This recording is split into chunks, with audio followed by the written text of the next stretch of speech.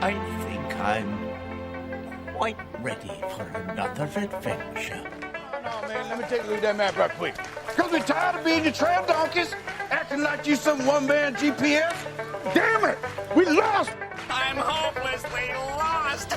Is this what day is this? Hi, hello, hi. My goodness, we are back. It has been so long.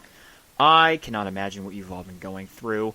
It must be difficult checking daily. Surely there must be an issue on the podcast. Must be Apple. Maybe you're pulling the screen down to reload.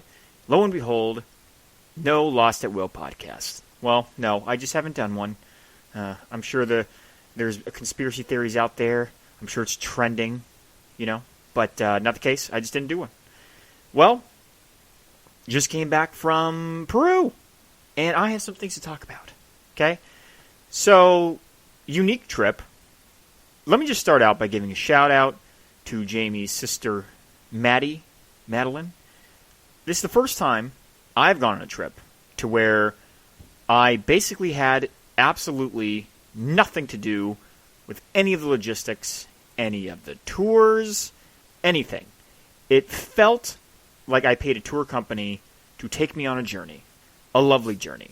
I was a little apprehensive to doing this. Like this, I like to have some control, maybe more control, maybe too much control, as Jayme might say.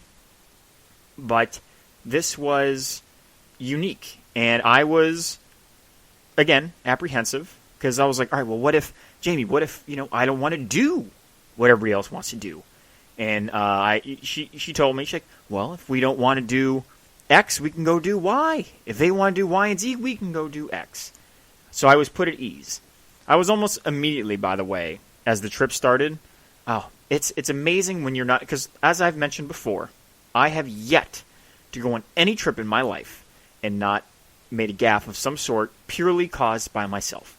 Buying a ticket for tomorrow when I'm at the airport today. Buying a ticket for yesterday when I'm at the bus station today. Things like that. So it was twofold. One, there were no issues on this trip, so immediately I can tell that she is a better planner than I am. And two, if there was an issue, I couldn't blame myself. Oh, it was a win-win. A win-win. So, Peru. Getting there, granted, we got there, it was a great deal. It was like $350 round trip per person, maybe a little bit less, I think. The flights were, now granted, these were cheaper because I think about the layovers, the multiple stops, the multiple flights to get to everywhere.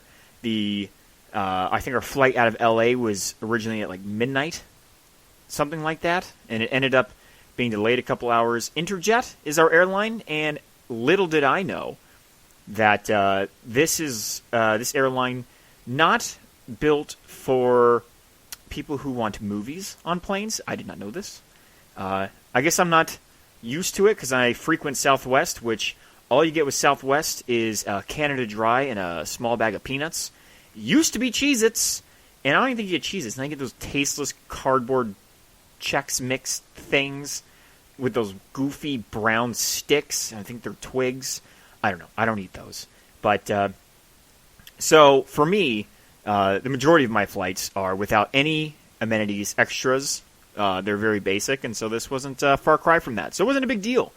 The other thing about frequenting Southwest is that you're used to being stuck in a tiny little chair, and if you're above 5'7", as Maddie's boyfriend, he's a very tall man, we know, we're taller, is that it is incredibly uncomfortable when your knees are being pressed up against the seat in front of you. And if they lean back an inch or more, it's a torture. I'll tell you everything you want to know, just please God, don't lean your seat back. Now, every flight we took here, though absent of any extras, oh my God, so much room! I was actually comfortable. There was room, I could put my feet under my tuchus, which I'm a big fan of. I could stretch my legs underneath the seat in front of me without my knees pounding against the back of their seat. I was also fortunate because I wasn't behind anybody who leaned their seat back. How considerate. How considerate. By the way, I am not a seat leaner backer. I know that we pay for these seats. Maybe I just know how much I hate when the person leans back. I'll never say anything because it's their right, but I'm tall, and so I just sympathize, and I don't lean my seat back. I'm not better than you for that. Maybe more considerate of the person behind me, but, to each their own. So we went with a group of 6 people, okay? You had Jayme and me, couple. You had Matt and Maddie, which is Jamie's sister and her sister's boyfriend. Now, do you need to know these names? Probably not. Should I be giving them out? Probably not. I'm not giving you their last names. I can tell you where they live. Lovely home. And then 2 other people. A guy named Ray and a lady named Megan. Not together. So it was 6 people on this trip. And it was wonderful. Everybody was so chill and so laid back. And heck, I think one of my first podcasts I talked about choosing your group wisely. Now, I did not choose this group. I know how Jayme and I travel together, and it's great. We've had no issues. Or if there are issues, very minimal. Typically, I go a little bit too fast, too hard, limited sleep, and Jayme needs to pull my reins in. So I did not choose this trip. It was kind of in a way, or people, it was kind of chosen for me. I was very excited to travel with Jamie's sister and her sister's boyfriend because we had gone on little trips together before. And anyways, the group was perfect. There was absolutely no problems the entire time. Maybe part of that is luck or the fact that everybody here has traveled the world regularly and understands that if you're going to travel internationally in the style that we were, which is not in luxury, it is cost efficient, yet doing what you want to do, getting the food you want, not staying in hotels, but staying in Airbnbs, which was very comfortable, by the way, and cheap. That you can't be a difficult person, especially in a group. You cannot be needy or high maintenance because this kind of traveling requires a comfort with discomfort that a lot of people are not used to unless you do have spent time abroad in hostels, stuff like that. So everybody here was well-traveled and knew the discomforts of, the 3 a.m. wake-ups, the 40 hours of traveling to get to the final destination, the exhaustion that comes along with it. But you do that to get to the goal at the end of the rainbow, or the pot of gold at the end of the rainbow. All right, so enough of that.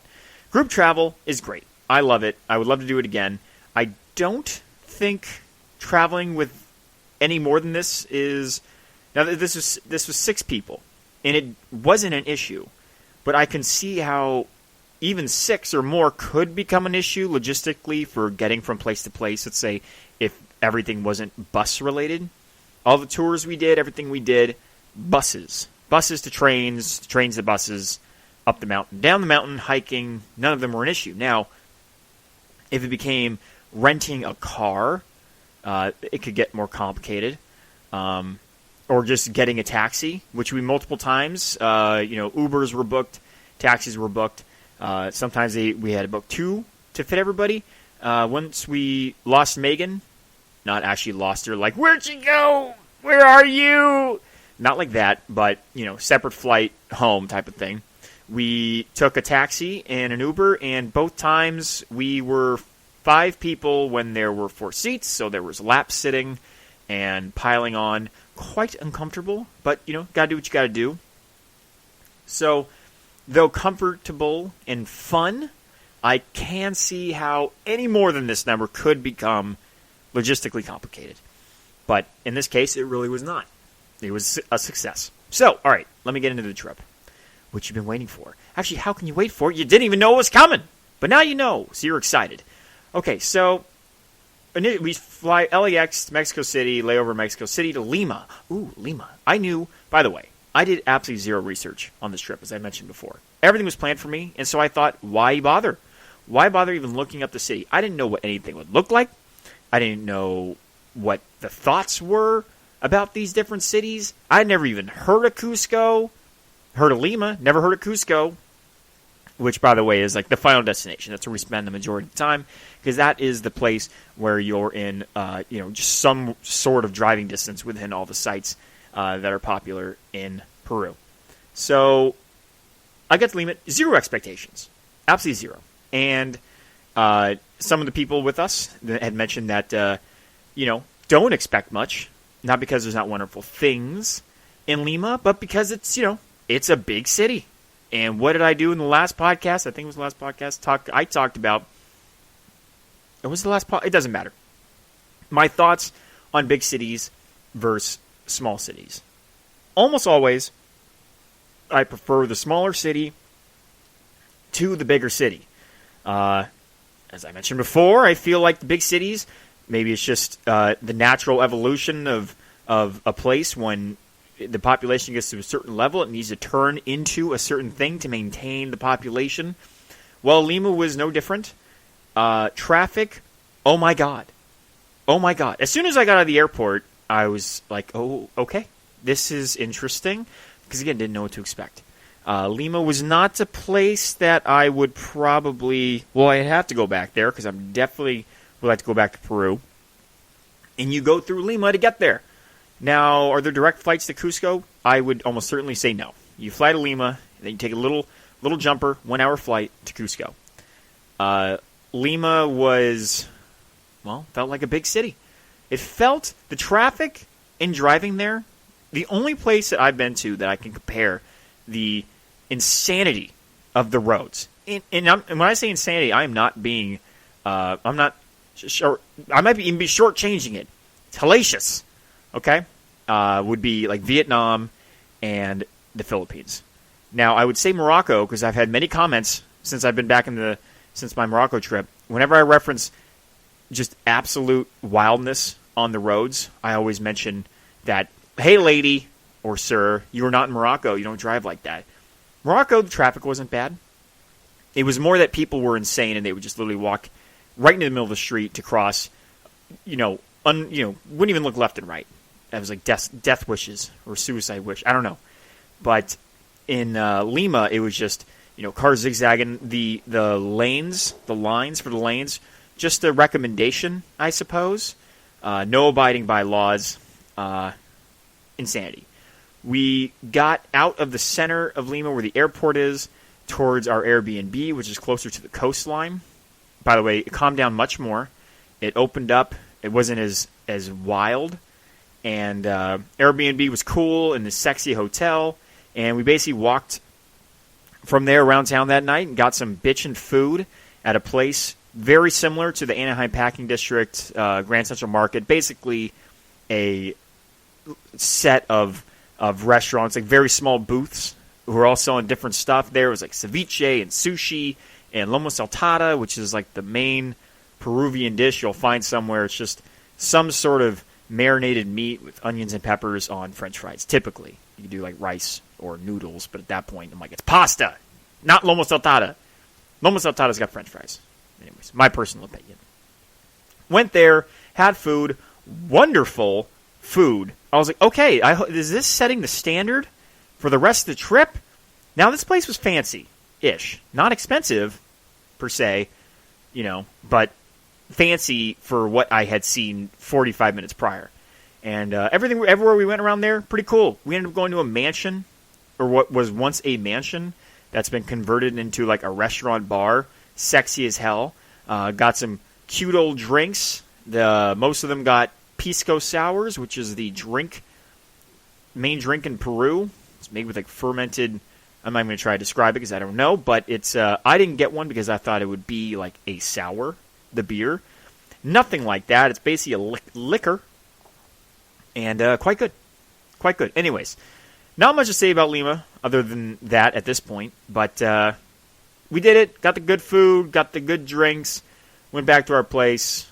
Woke up very early because we had to order our... There's a theme to the trip other than outdoor adventures and Incan ruins. It would be waking up very early. It's like, in that order. Potentially waking up early over Incan ruins. Like, that's really... And walking. Walking is number one. Anyways, and I could probably put something else up there. So we got into our Uber, went to the airport, took our 1 hour flight to Cusco. Now, again, the ride to the airport, scary. Now, I like to be, as I said, maybe a little bit in control of what's going on, unless I trust the person. And I swear these drivers, I'm like, red lights, again, also a subjection? Recommendation, let's say that, rather than mandatory. And lots of brake slamming and just crazy for me. That's not my favorite thing in the world, not going to lie. But when we got into our airplane and we flew into Cusco, it literally as we were dropping into the city, I was like, okay, this is what I was looking for. The mountainsides, the mountains that were basically surrounding the whole city. The whole city is dropped in like a little, it's almost like a valley surrounded by these mountains. But Cusco, it's not low elevation, people. It's twice as high as Denver. So all we had heard about was altitude sickness. The concerns of altitude sickness. And I live my life by whatever. It'll be fine. It'll be fine. That'll be on my tombstone. It'll be fine. I'm not worried about it. I got off the plane, I had a headache. I don't get headaches. Ever. Ever. Ever, ever, ever, ever. Even my hangovers are not a headache. It's just like I feel goofy for about a day and a half. Sleepy, groggy, stomach's a little, flipped. But never a headache.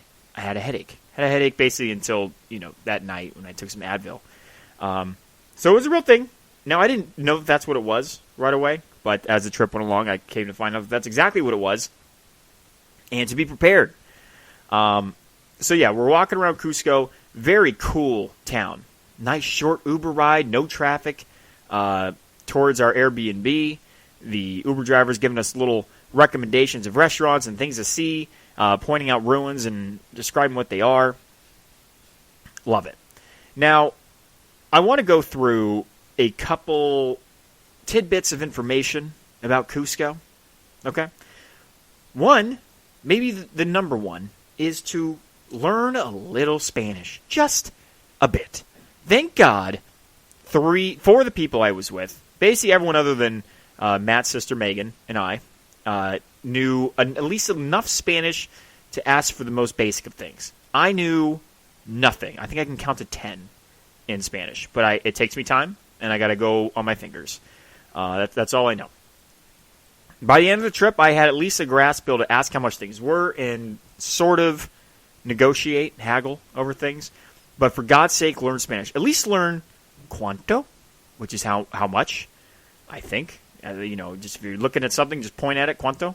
And then try to count up to like 50, 70, at least learn like the 10, 20, 30, 40, 50, and then how to do that afterwards. Because you're going to be buying things there, and it'd be nice to know how much they're charging you. And you can haggle over almost anything. Almost anything. So you don't want to just be willing. You don't want to just point at something, hand them money, and just have them give you back change that they think is fair. You got to negotiate. Okay? Now, that's the other thing. You're going to haggle over everything. I think the only thing there that I wasn't able to haggle over was a street cart that was making chicken skewers, which kind of surprised me. The lady was like, uno, dos, tres, cuatro, cinco, si. Got to do it even now. Cinco sole. Which, by the way, the currency there, at least currently, the way we did it is, if it's 15 sole, it's $5. You just divide it by 3, and that's how much in U.S. dollars it is. It's actually a little more. It's 3.21, but it's always better to be a little on the safe side, end up with a little more money, spending a little less than you would have thought. So I offered her 3, and she said 5. So I offered her 3 again, because I'm a hard haggler. She said 5. And I was like, okay, I'll come up a little bit. I'll say 4. And I even showed her the coins, 4. And she said 5. I said 4, and then she turned away from me. I'm like, oh, I guess I lost that one, so I gave her 5. And I bought my chicken skewer. So just learn to, again, speak a little bit Spanish. You're going to haggle constantly. Don't be afraid. They're not going to scream at you or hit you. They're not insulted. It is a game to a degree, and the amount of discount that we got on things just shows like they're clearly starting very high. That's like going to a car dealership if you don't haggle. It's like going to a car dealership and just writing a check for the sticker price on the window. Don't do that, by the way. Now the layout of the city. When you get to basically the bottom of the bowl of this town, Cusco, Plaza de Armas, I think is what it's called, is where the main church is, the main square. Everything from there upwards in either direction. Stairs, climbing, lots of walking. This is not a country for those who don't, or not necessarily liked to hike, but can hike. You have to be able to move. Okay, you got to be able to walk up a whole lot of stairs. You got to be able to walk, which is, by the way, how you get to everything. You can order taxis everywhere, but like honestly, how we found most of the hidden gems of like the incredible views, the badass cafes, the kick-ass bars, is by walking and just getting lost and finding the little restaurants. You can sit in your hostel, your Airbnb all day on Yelp trying to find the reviews, but it's like just get lost in the city.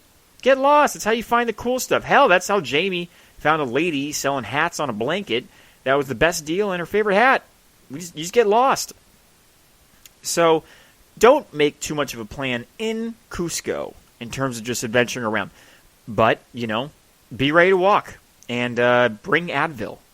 Okay? Because I, who do not get headaches, got headaches multiple times this trip because, again, the elevation is very high. So, again, the layout, everything you can kind of base out of the main plaza where the big old church is and the square, and you work outwards. We basically went, I think it would be like south from the square, was where our Airbnb was, which is up a very steep hill near another little church area. And our Airbnb was awesome. It smelled like incense when we walked in there. And I'll tell you right now, give you a little sneak peek towards the latter half of the story. Sure as hell did not smell like incense towards the end of the trip. Okay? When you got 6 people in a house, I guess you'd call it like a condo, with 1 bathroom, eating food that we are not accustomed to eating, it will not smell like incense for very long. I think it took about 2 days. Anyways, I'll get to that in a minute. So, again, city layout, be ready to walk. If you're not in good shape at all, that's fine. You're just going to take a hell of a lot longer to get to where you got to go. But maybe work out a little bit, do some stairs at your local school or something. Just be ready for it. Okay, so knowing Spanish, being ready to walk, and good at haggling. Or at least being willing to haggle. Just whatever they tell you the cost is, offer half. Say it a couple times, go up a little bit. It'll work. It's not too hard. Don't be afraid. Now, the cost of things there. Is it less? Yes. Is it a whole lot less? I didn't think so. Now, the restaurants we went to, I'd say on average we were spending $8 to $12 per person. So that's basically like 24 to 35 soles per person on average. 36. Now, maybe that's cheap to some people. I don't know. I'm not saying it was expensive, but I don't know. It was about what I would spend here, to be completely honest, at most places food-wise. Now, granted, when you get a little bit more out there, if you want to go real, like there's local markets where you can get real cheap, juices for $2, like, hand-made or hand-blended juices, empanadas for $1. Again, I'm just going to say in U.S. dollars because there's no point in giving you the soles and having you do the conversion in your head. I'll just tell you the dollars. And, go reverse if you really feel like it. Those local markets are cheap. As soon as you get into the restaurants, especially ones closer to the main square, like anywhere, their overhead's going to be higher, so the cost is going to be more. So it's really about, again, especially when you start going up that hill, the price is getting a little bit less. Food doesn't get any worse, I'll tell you that right now. Again, it's like going to a burger joint or like an Italian spot on Santa Monica Pier versus going up kind of in the belly of the beast in L.A. The food's probably honestly going to be better and a little bit cheaper. So don't necessarily just stick around the touristy areas, but if you travel at all, you typically know that. But the other thing I'll say is even when we ate in the touristy areas, it was good, man. It was real good. Yeah, we liked the food. I don't think I had one bad thing the whole trip. There was things served with the food that I naturally just don't like. So it wasn't like they gave me it's not like I love cinnamon rolls and their cinnamon rolls sucked. It was like I don't like olives, so I didn't like their olives. I don't like anyone's olives. But the food everywhere was delicious. This group was absolutely a joy. Why? Because I love to share food. Not with someone who doesn't have food, which I should start doing. I'm talking like when Jayme and I go out, we both get something that we discuss the menu. We get 2 different things, and we split them. We split them evenly. 30% for her, 70% for me. Very fair. And that way we can explore more of the menu. So when you're with 6 people, we basically were trying, a quarter of the menu everywhere we went. Everybody would get something different, and typically we'd get a 7th thing, and we'd all split. So everyone ate the same thing. I don't think there was a single person who got a meal that everybody didn't have a bite of. So we all got to get a very good food experience there in terms of trying all types of stuff. The way the meat's there, very fresh, very delicious. We did have Kui, I believe is the name, in Chechen. I'm saying it wrong. The Incan language. Which is guinea pig, mind you. Now, it took an hour to make. It was made in a big, giant dome brick style clay oven, something like that. Came out, feet, claws, teeth, and all. Put in the oven, came out, and not my favorite. Not gonna lie, not my favorite. It was not bad. I would never order it again. Now, granted, I've never had rabbit, but Ray was one of the guys in our group, thought that it was kind of similar to that. So, hell, if you like rabbit that's been drugged through a dirt pile, then maybe you like guinea pig. I don't know. We ate alpaca, which is, I guess, definitely closer to pork, leaning toward, like a pork side, maybe chickenish, than it is towards beef, because it's, there's no pink in alpaca. You cook that puppy, it's got the color of chicken and pork. So, or color of chicken, whatever. Anyways, all the food there, absolutely delicious. Their corn, humongous. Humongous. Each of the kernels, no joke, is at least as big as my thumbnail. You can bite each one individually. I won't say I necessarily liked it as much as our sweet corn, but it was awesome and it's in everything. The ceviche, delicious. The locals in Lima will tell you, don't eat it in Cusco. It's kind of like getting sushi in Montana. Not saying Montana can't make good sushi, but when the fish has to travel a day and a half, 2 days to get there, a little less fresh. Well, that's the same in Cusco. And now that is a suspect, by the way, in a murder case. The ceviche in Cusco. Yes, you heard me right. A suspect in a murder case. Who was the murder victim, you might ask? The toilet in our Airbnb. The toilet, it looked like a crime scene. Now, it started with me. I was the first victim of the potential suspect. We don't know what it is. Now, again, we all ate everything together. Everybody ate everything. So I didn't have something they didn't have. They didn't have something I didn't have. We all ate the same stuff. But the first night, waking up the first night, we stopped one night in Lima, one night in Cusco. After the first night, I woke up and I knew. I woke up that night and went to the bathroom and I was like, oh, sweet Lord Montezuma, what did I do to you to deserve a second storm of poopies? It happened again. Montezuma's revenge. I got hit. I had the aches. I was so bloody cold. I was in bed. I had 4 blankets, and these are like super blankets. These felt like horse blankets over me, and I just could not get warm. I was freezing, and I knew my stomach literally woke me up with how loud it was. And of course, I told everybody the next morning, and they felt so bad. Oh, poor Ryan, the guy who gets sick on every trip, not in the Europe or America, can't handle foreign food. Oh, poor man. Well, it was bad.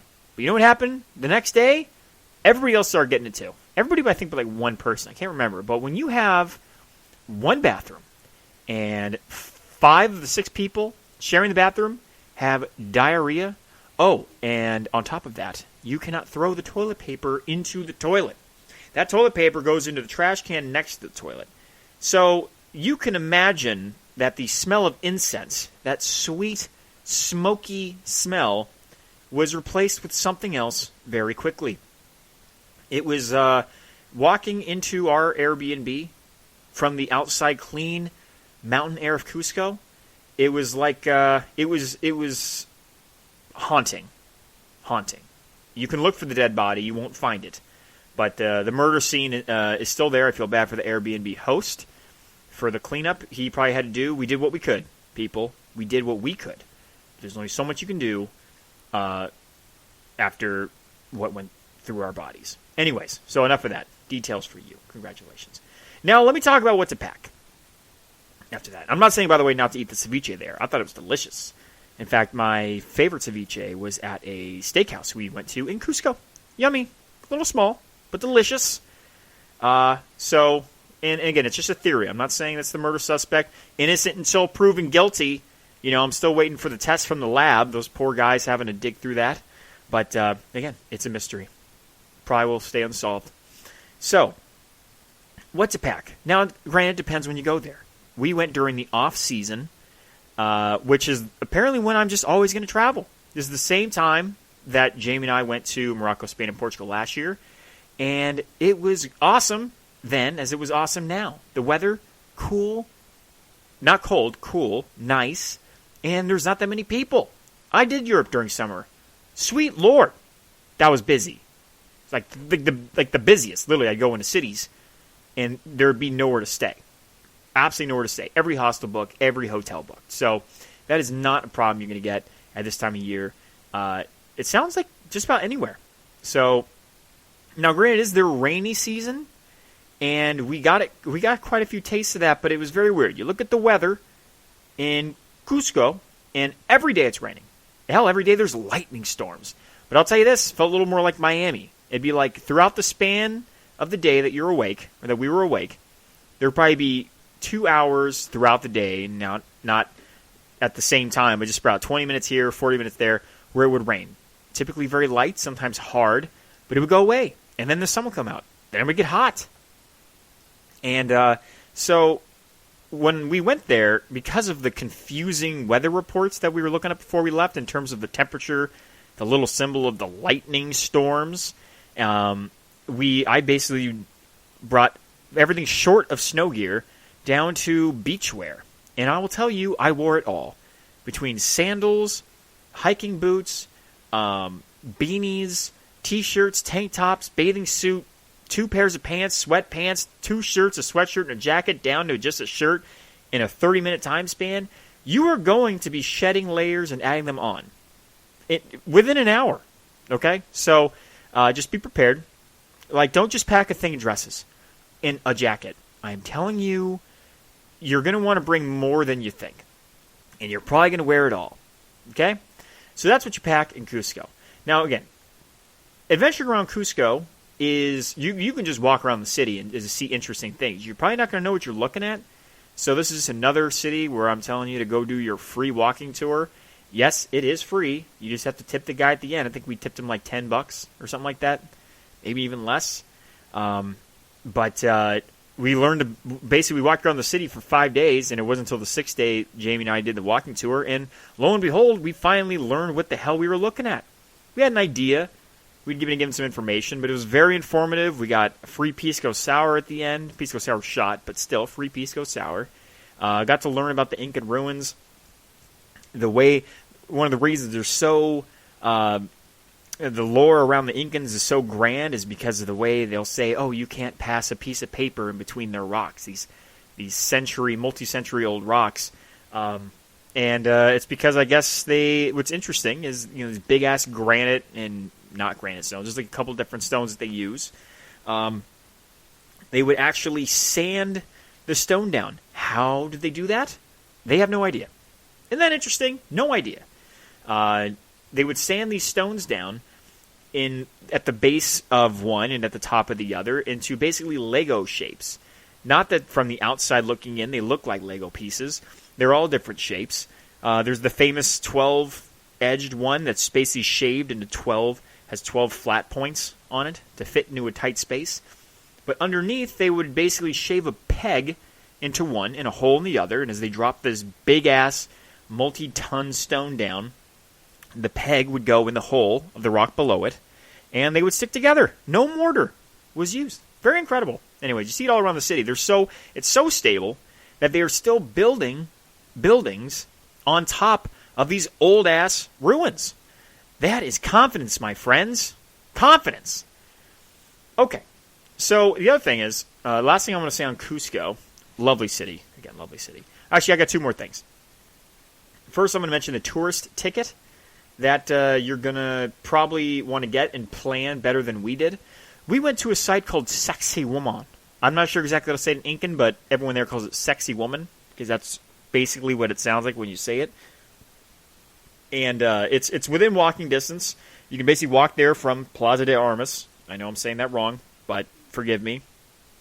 Whatever the main square. If you're in Cusco, you can walk to this Incan site, as you can with many sites that are around the city. Now, it's a badass Incan ruin. Got the big-ass stones, the pictures you'll see. Pretty big-ass site. Takes a long time to walk around, but it's absolutely gorgeous. Now, you need to pay to go in. Okay? It's like $30 US. No, it's like 21 US dollars, something like that. And when you pay for this ticket, it's for one day, and it gives you access to 4 different sites that are all within reasonable walking distance of Cusco. You can take taxis if you want; they are not expensive at all. And but I highly, highly, highly recommend doing a little bit of research and planning a day around if you get this ticket to see these 4 sites. Because if you don't go that day, then if you want to go again, you got to pay another, $20-something to see more sites. Now they have a 10-day pass for a little bit more bucks. It gives you access to like 20 sites. It just depends on how much time you have. But in the very least, the 4 sites that are linked to the one-day pass are all very close to Cusco. Again, walking distance. I highly recommend planning a day around that one pass if that's what you're going to do. We did not do that, and it kind of led to us not seeing the other sites because we didn't want to pay that amount again to do it. And we had seen so many Incan sites at this point, we were getting possibly a little, we'd seen them. It's like going to Europe, and by the time you're in your 8th Catholic church, you're like, you know what, it's still beautiful, but I'm good. I'm good. It's like going to 4 art museums, and it all starts to kind of blur together. I think it's natural. Maybe it's just me. I don't know. But I'm just giving you my take. So, yeah, that's my recommendation. 2 more things. I take it back. One more thing. One more thing of the 2 more things. Now, dogs. Yes, dogs. Do you like dogs? Probably. And if you don't, if you're a cat person, you need some help. Okay? Let me tell you something about my cat. By the way, I'm already realizing I might need to break this up into 2 podcasts because I'm going a little bit too hard here. Too fast. There's too many things to talk about. My mother has left her cat with me. I say it's her cat. It's not my cat because this cat and me have never been very good friends. I don't dislike the cat. She's just, my dogs, and those I do call my dogs. When I come over to visit my mother, they run up to me. They love me. They roll on their backs. They smile. One of them sneezes every time. He's so excited he doesn't know what to do. The cat, not so much. If she comes up to me, if I pet her the wrong way, I've yet to figure out in 16 years how to pet this cat without her kind of flipping out and running away from me. I don't know. But I've had to have this cat at my house now for a month. Okay? Now, the cat slept with me for a long time, and I was like, oh, clearly we're becoming friends. But then she started to defecate on my books, vomit on my carpet, and every time I go into my closet, I smelled what I initially thought was poo. Come to find out, it was cat urine. She had pissed all over my gym backpack.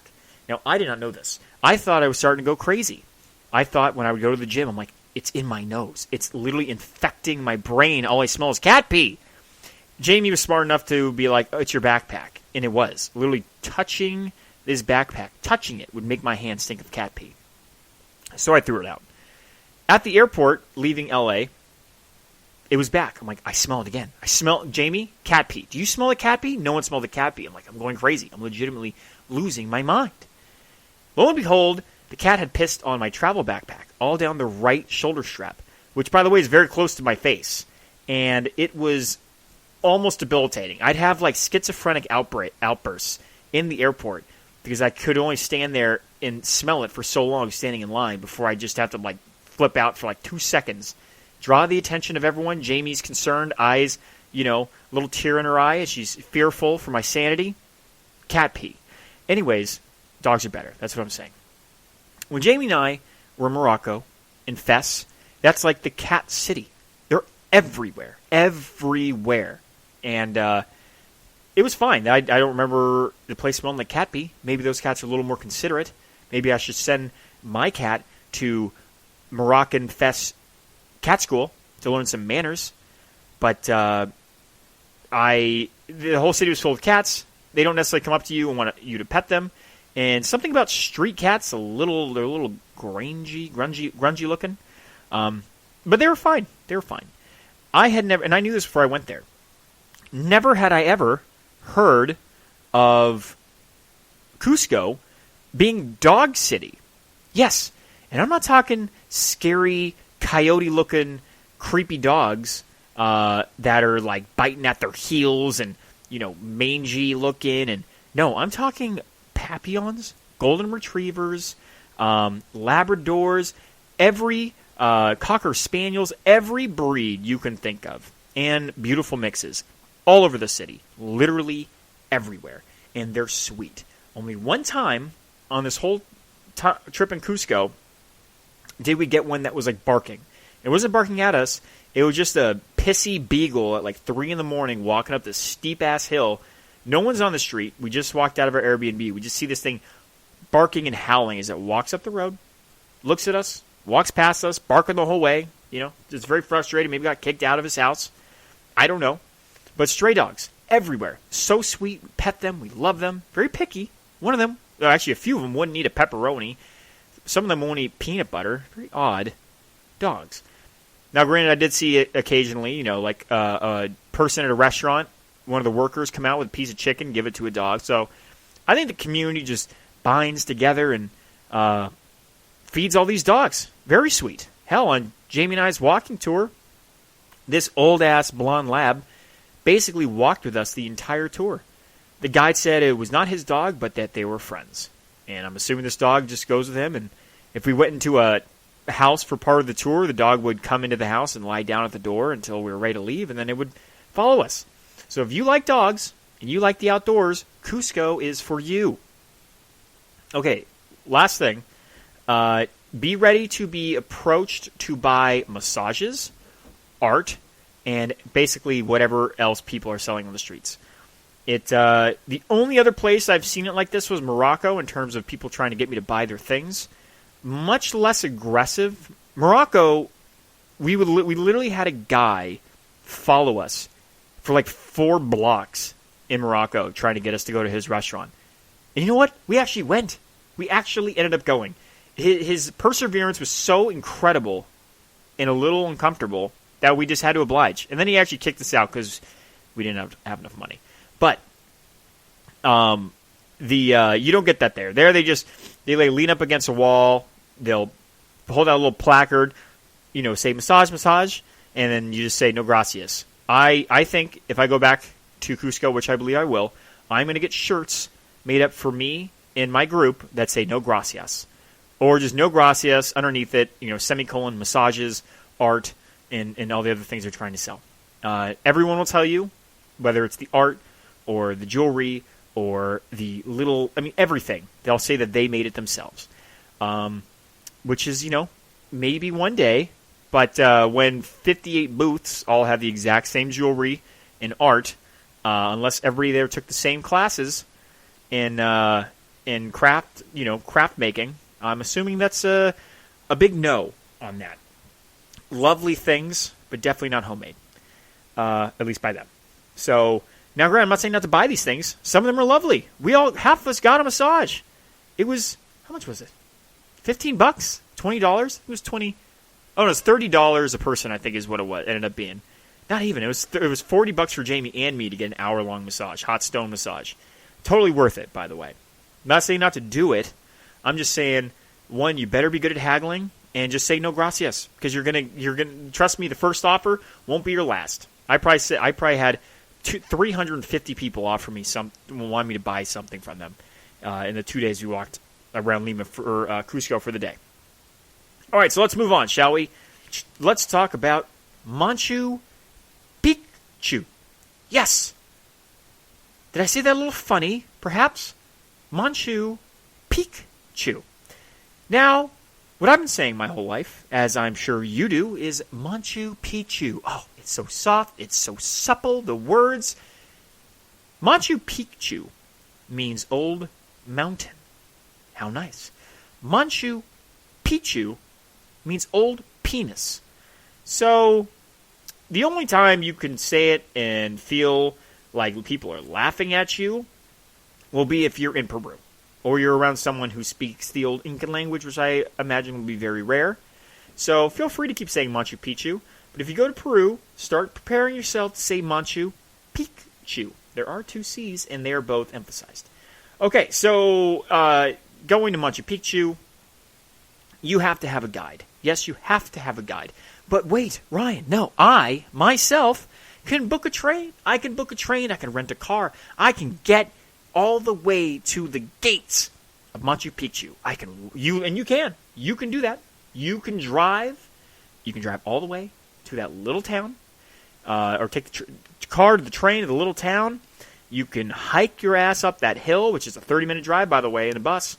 You can get all the way there. You can get to the doors that let you up and into the place. You still can't do it without a guide. There are literally 15, 20 guides out there who are, if you haven't brought one with you at this point, you then have to have one of them with you. So it's just part of the thing there. Whatever, So you can get there however you want. Hell, you can take a luxury train with a bed from Lima all the way to Machu Picchu. You can do that. Or you can fly to Cusco. You can take a bus to a place, do a hike, camp, take a bus to a train, to a bus to the top of the mountain, which is what we did. There's a lot of different ways to do it. You have to do your research. We did a 2-day, 1-night camping trip. Initially, we were supposed to go on the Incan Trail, the famous Incan Trail. Our guide on this trip said that the one that we were doing was also an Incan Trail. Maybe not the Incan Trail, but it was made by Incans. We could not do the Incan Trail because I guess the weather was bad out there at some point. Not when we were out there, but at some point it was bad enough to where the government, they shut it down. Couldn't do it. So there was a plan with our tour company. I can't give you their name right now because I just don't know it. Because as I said, I had absolutely no part in planning this trip. Thank you, Maddie. So our trail had to be changed, which means everything really had to be changed. The logistics of it, they took care of it. Same cost. I think it was slightly longer, the hike, but I mean, just say about the same. This company was a little over $500 a person, by the way. So it is not cheap, and this was one of the cheapest options there was. Now, granted, you're paying, not all of that is going to this company. The train ride alone, up to Machu Picchu, up to the mountain, up to where the trail is from Machu Picchu, is $130. So that alone, that takes that out. We got $370 left. Then you got the bus tickets to get all around. Then you have the ticket into Machu Picchu, the trail, and then, of course, paying the guides. And then we had a lunch, a dinner, a breakfast, and a lunch paid for us. So there's quite a bit of that money that is absolutely mandatory, unavoidable cost, regardless of whether you do a little camping tour or not. Okay? So the hike was awesome. The train ride, again, or the bus to start this hike left from our Airbnb. As most of them will, from wherever you're staying, they will pick you up. And as, again, I said, the theme of the trip is waking up early.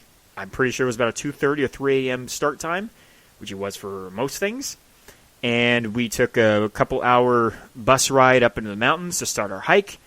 There are donkeys who carry the bulk of the things. You know, your side bag full of stuff, and then the things that the other guides and workers need to cook the lunches and for the tents and stuff like that. So donkeys carry that. Your goal is just to hike. I believe we did something like 15 kilometers or something like that. 19 kilometers. I don't know. It wasn't what we did. Again, I have no take on the Incan Trail. We did not do it. This particular trail, it was not that hard. There were moments where it was difficult, but overall, it was a pretty casual walk. Steep. If you're in good shape, you're not going to have any problem with it. You're just not. Now, granted, the headaches started to come because of the elevation. Took some Advil. Hour later, solid. So it's not that big of a deal. Now, beautiful sights. We stopped off at another Incan ruin, which is like an old temple, essentially, up in a mountain above Sacred Valley. Sacred Valley, by the way, is basically just the land that is along the river that runs through Peru, past Machu Picchu, and into the Amazon River. So that whole valley, where there's little towns and the river that it's along, you're also going to be taking the train to get to Machu Picchu. It's all through Sacred Valley. So it's not a small area, it's very large. We ended up camping in a town. Now, this, again, was not the plan. The plan was to camp on the Incan Trail wherever the other places are that you camp. Now, the upside of this hike was that we were basically the only people on this hike. Incan Trail, I'm pretty sure she said something around like 500 people a day are on the trail. So there's other people you could be walking behind, in front of, camping with. This one, it was just our group, which is cool. The only downside, I will say, and it is not the tourist's fault, it is nobody's fault, other than the fact that the government shut down this other trail, is that we camped in a town. Pretty sure we camped where the hobos sleep. Had to like crawl through or climb underneath like a barbed wire fence to where all the mosquitoes live, next to a town that was having a party till 4 in the morning, which we attended, by the way. This town is definitely not for tourists. Not saying it was aggressive. It was just, you knew it wasn't for tourists when you went in there, and one, we were the only tourists, and two, that no one tried to sell us anything. It was kind of relieving, to be honest, to not have to constantly say no gracias. I guess there's a very large festival that takes place in many Spanish countries called Carnival. Apparently I should have heard of this. I had never heard of this. And when I asked our tour guide what the meaning was behind it, they didn't really have one. I guess it's just a time to party. And so some of us went over to it and that night and kind of hung out there for a little bit. It's basically just a lot of drinking, a lot of dancing, and people throwing buckets of water on each other. There's a live band, there's games, and everybody's running around with these gigantic hairspray cans filled with like baby soap sprayers. It's basically like a mix between silly string and baby soap. And I'm talking like Jayme got blasted all over the body with it. Doesn't hurt. It just covers you in this soapy, sudsy stuff that doesn't irritate the eyes. And it's very fun. Very fun. And anyway, so we did that. Again, the only disappointing thing was that the campsite was not ideal. But nothing you could do. Just, victims of the weather. So next morning, what do you know? 2:30 wake up. Get in the buses. We drive over to the train. We get in the train, take the train over to this cute little town at the base of the mountain, which I'm sure exists purely because Machu Picchu has become a tourist attraction. We then take the bus up to Machu Picchu, and lo and behold, it exceeds all expectations. Yes, I will say very often, sites that I see definitely do not live up to the images you see online. One of the things I was grateful for this trip is that I did not do any research. Okay, I just went into it. Everything I saw outside of Machu Picchu, because you see these images, hell, it's on your Amazon Fire Stick waiting screen. Is this mountain? Everybody knows what it looks like. Okay, but almost anything you see in the world while traveling, I'm sure you've done a little research on, you've seen. Typically, the images you see online are the absolute best version of what you're going to see. Okay? It's the edited image. It's the perfectly planned timing with the sun, and you got the filters and all these things. So I really, after this trip, I've always thought this, but I'm going to try to do it more, is not look up images of places I'm going to go too heavily. Do your research, but not to set an expectation of what something's going to look like. I had an expectation of Machu Picchu because I had seen so many images. Can't avoid them. They're everywhere. Hell, it's a stock image in some frames that you buy. Okay? But when we got there and we saw it, it was absolutely incredible. It was incredible.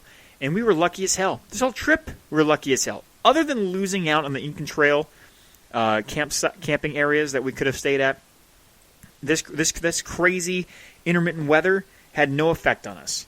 Every time we showed up to a place we wanted to see, the weather was brilliant. All right, the sun was out. There were slight clouds. It was absolutely gorgeous. Took a bunch of pictures, which will be up on our website and Instagram.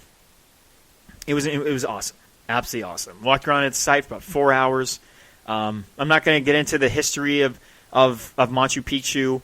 Maybe we'll write about it. But I mean, it was just absolutely incredible.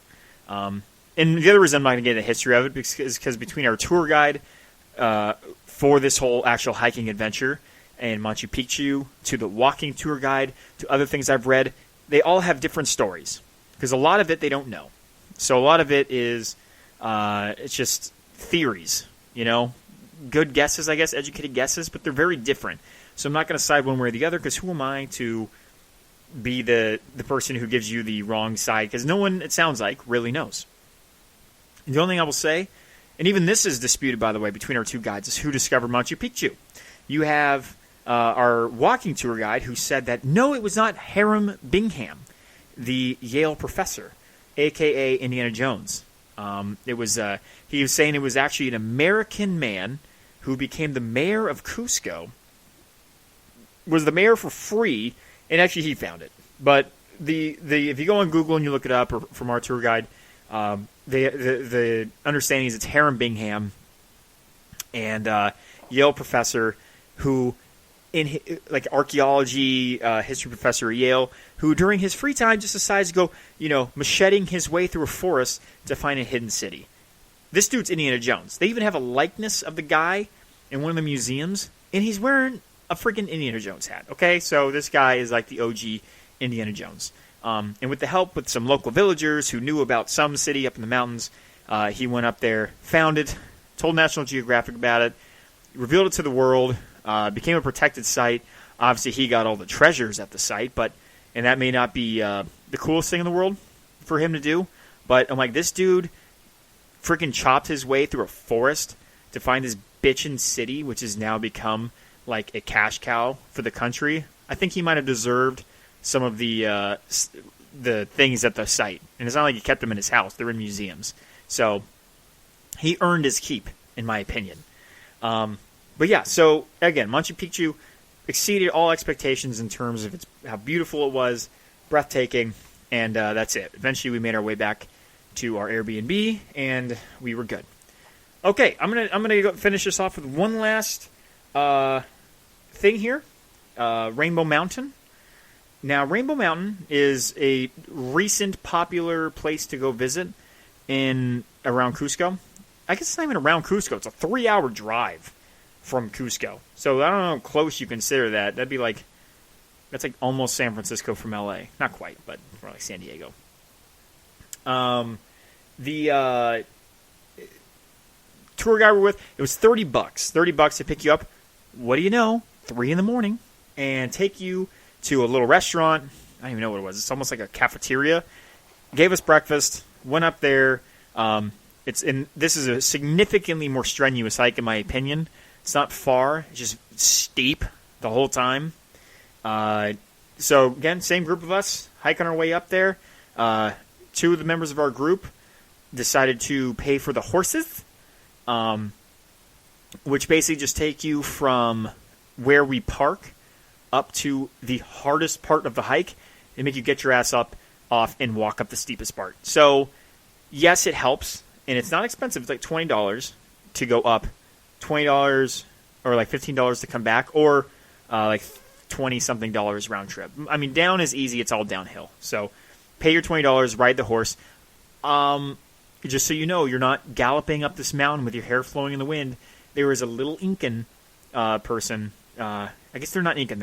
It's all mixed blood at this point, but they're dressed in traditional Incan garb, But there's this little old lady with her cute dress, her fabulous hat, and her sandals, pulling on this horse, walking up this steep-ass hill in front of the horse, with somebody riding on the back, trucking through the mud. I mean, it's just, I don't know. It's tough. And they're making a living, and maybe somewhat decent with, if they get enough rides in a day, but man, what a workout. I couldn't imagine walking that hill 5 or 6 times a day. Not a chance in hell. Now, granted, maybe they're used to the altitude, and that was a significant reason why it was hard, was the altitude. Like, we ended up getting up to 15,000 feet-ish. But tough. Now, this mountain, which is just basically, look it up, Rainbow Mountain, multicolored mountain, very pretty, was discovered 4 years ago. How? Is that even possible, you might ask? Well, there used to be snow over this mountain forever, and then, things are heating up out there, as they say, and snow melted away, and lo and behold, now there's a Rainbow Mountain. And it's only been open for, I think, almost 2 years, and they built the road to it, and the children, by the way, of the people on this mountain live there forever. And they're more shacks than huts, and I don't know. It's tough. They're living in, it looks like plywood with sheet metal on top. Not ideal for anyone. It's a tough existence. Their kids would walk 5 hours a day round trip to go to school. That's ridiculous. Okay? Now, tourism does good things. It can absolutely do good things. Since this mountain was discovered, it's become a tourist attraction. There is now a school within 30 minutes of this village for the kids to go to. There is now a hospital nearby. And just imagine how much more built up it's going to be. It's still a dirt road. If they make it a cement road, who knows? They actually have an industry now where they can make money from the tourists coming in, which is literally all day, every day, which is nice. So things are on the up and up over there, I feel, and I hope the best. Anyways, so we hike up this mountain. Now, we are the first group to do Rainbow Mountain this day. I had not understood for the life of me why we would do the early tour. I didn't see why it mattered.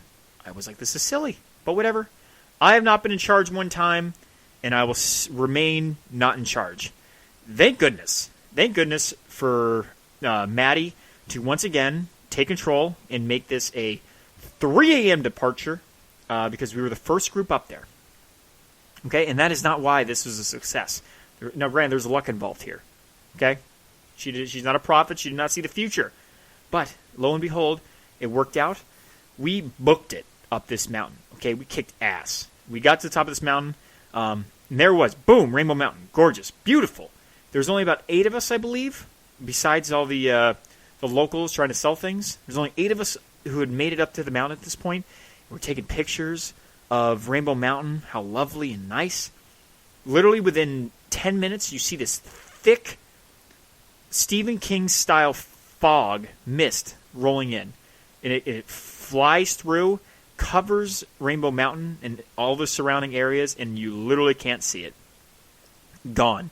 Can't see it. And within 20 more minutes, it's hailing. Further down you go, it's raining, but hailing for basically the rest of the time. And so eventually, while we're up there and we're just enjoying ourselves, we're realizing as we look down the mountain, there are people making their way up here. They're hiking this bitch of a trail to see nothing.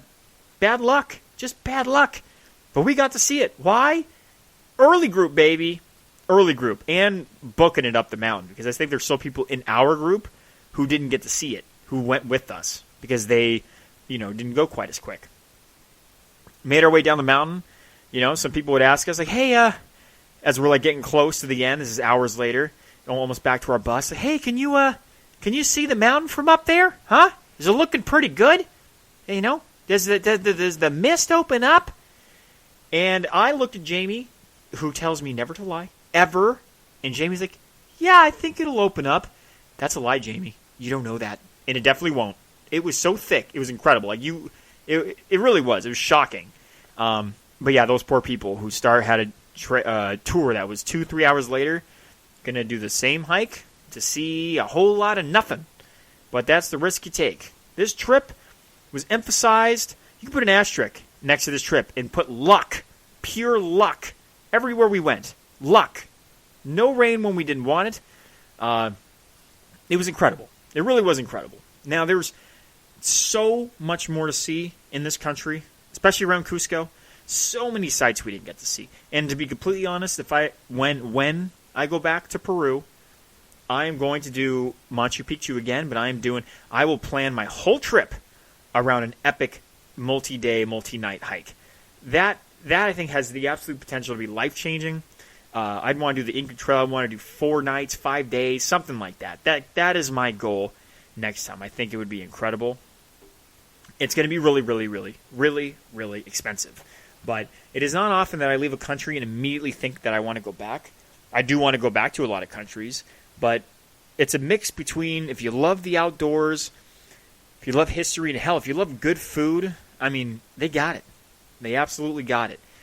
That on top of the fact that the group of people I was with, that Jayme and I were with, was absolutely incredible. It was an absolute joy. Diarrhea, that's just my future when I travel. I think I'm just going to start, if I'm leaving, say in 2 days for a place not Europe, I'm taking Imodium today. And I'm taking that till I get back. I don't care if I don't poop once and my stomach swells to the size of a watermelon. I'm not going through that again. Okay? 3 trips in a row now. It's too much. Can't handle it. But besides that, I highly recommend it. Highly recommend if you go to Cusco. Well, you're going to go to Cusco. I mean, if you're going to spend your whole trip in Lima, it's like, what the hell are you doing? You can get that experience anywhere. Basically, any country in the world, you can get the Lima experience. The Cusco experience, you're only getting that in Peru. Okay? So please, find a way. It is not cheap. Some food may be cheap. The trinkets, the little souvenirs may be cheap. But to truly explore it, it is not. Okay? Machu Picchu, whatever way you choose to get there, will not be cheap. To truly explore all the sites, unless you're an incredible planner and you love to hike, it's not that cheap, but it's amazing, and I absolutely will be going back. Well, I hope you enjoyed me rambling for over an hour. I hope you learned a little bit of something and are ready to get your backpack and get out of the mother effing house and start training. Start training for Peru. Start training for your hikes and adventures. And I'll tell you something. That trip made me want to start hiking again. Jayme and I 2 years ago, all we did was camp and hike. It was the year of the national parks. And I'm telling you, every time I do something like that is a reminder to me why I love to hike, why I love to camp. You see places that people never see, that are too lazy to get to or physically can't get to, and it's truly rewarding.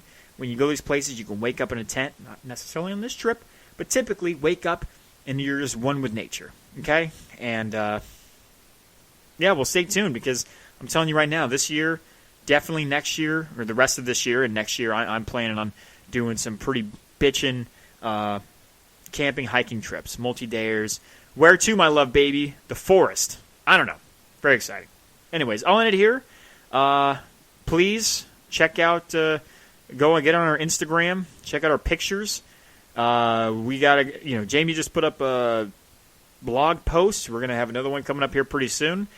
And still waiting on Maddie, our tour guide for this entire trip, to provide her very highly anticipated blog on... I won't tell you. I'll keep it a secret. It's going to be so good. I'm so excited.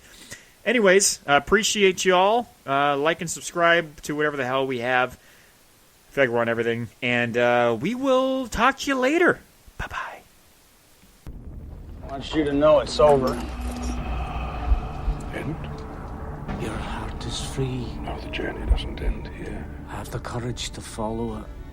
Take that beauty and run. Don't look back. Live every second. Leave now. Leave now. Bye-bye, boys. Have fun storming the castle. Think it'll work? It would take a miracle. Bye-bye.